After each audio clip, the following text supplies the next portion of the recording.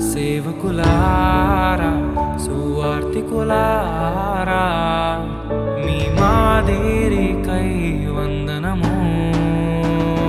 ఉన్నత పనికై మమ్మును పిలచిన దేవా మా కొరకై నీ ప్రాణం అర్పించితివి.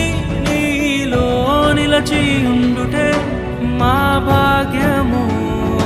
నీ కొరకై జీవించెదము. సేవకులారా సువార్తికులారా యేసయ్య కోరుకున్న శ్రామికులారా సేవకులారా